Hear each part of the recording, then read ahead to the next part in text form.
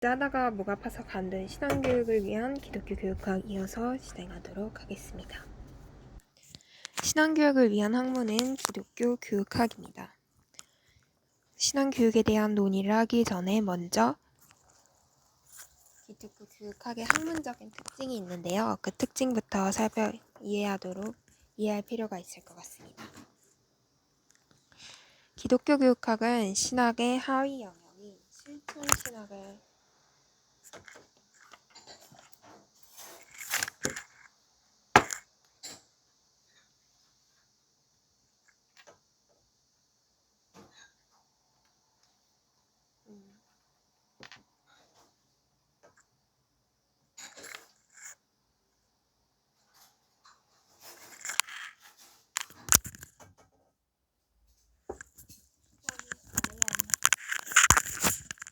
초점이 아예 안 맞는 상황이지만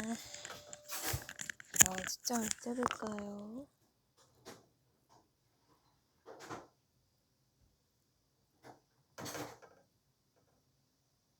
됐습니다. 신앙교육을 위한 학문은 또 이렇게 하면 초점 못 잡지? 그냥 할게요.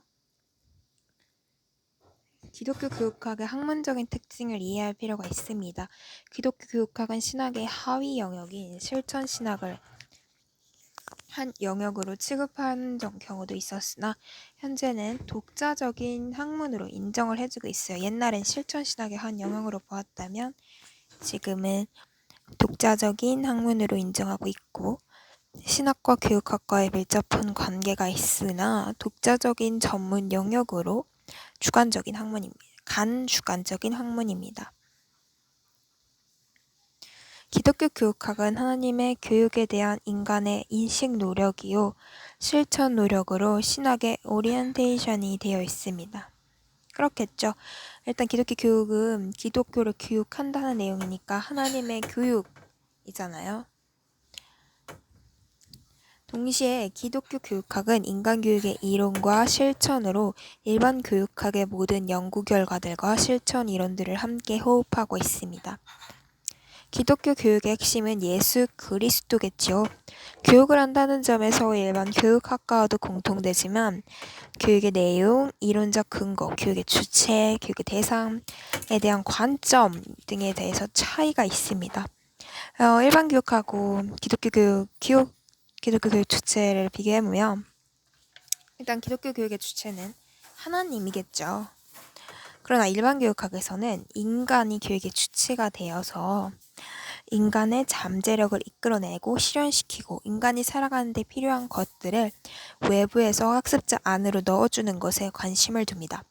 그러나 기독교 교육의 주체는 하나님이죠.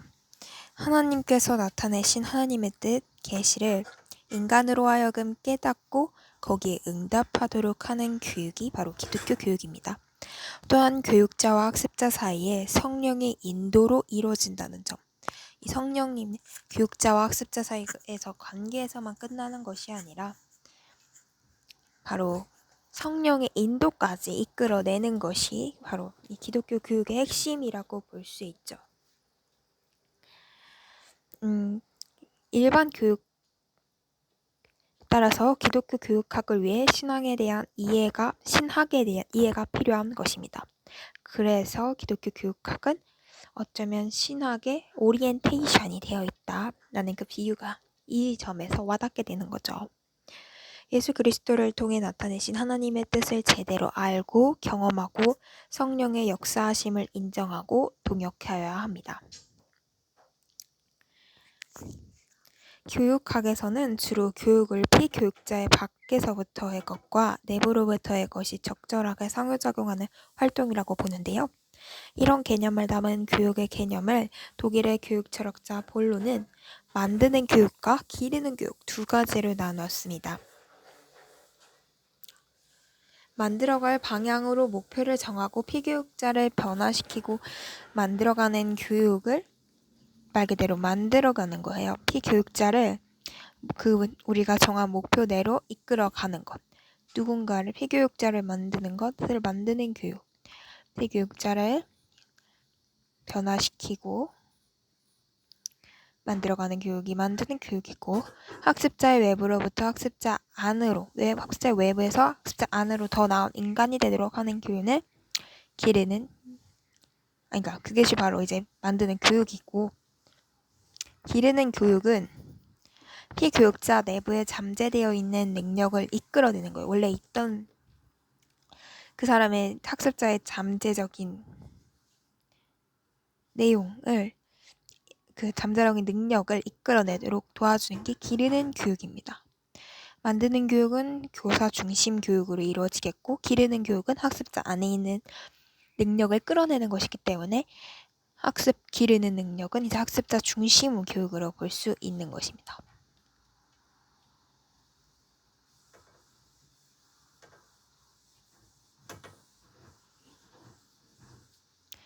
이 두 가지 개념의 본론은 만남의 교육이라는 제3의 패러다임을 제시하였습니다.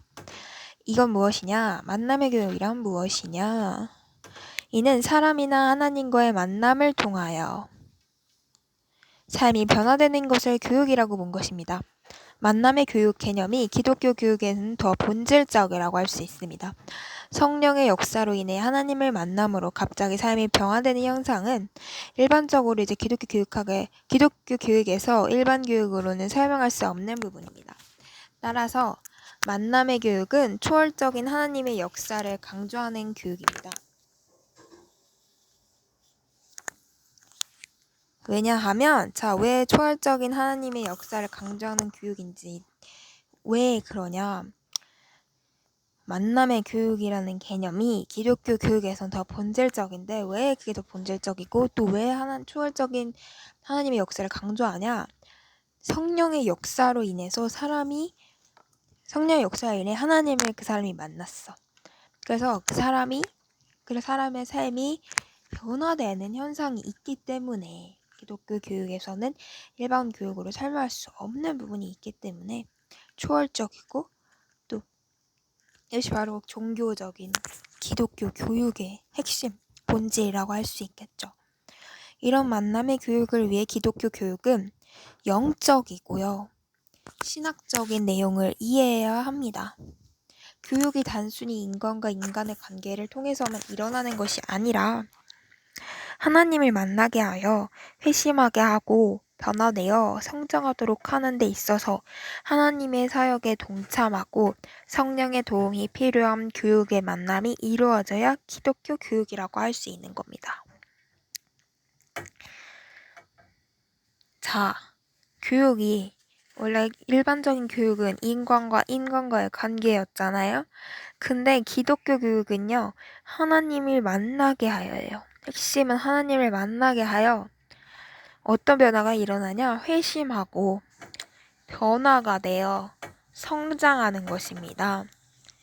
그래서 이것이 또 하나님의 사역에 동참시키고 성령의 도움이 필요한 교육이 만남으로써 이제 기독교 교육이 되는 건데, 기독교 교육의 이 세 가지 개념이 통전적으로 이루어져야 제 기능을 담당할 수 있게 되는 것입니다. 즉 만드는 교육, 기르는 교육, 그 다음에 만남의 교육이 있어야 한다. 이 3박자가 중요하다. 그러면 신앙교육의 이제 궁극적인 목표를 살펴보도록 하겠습니다.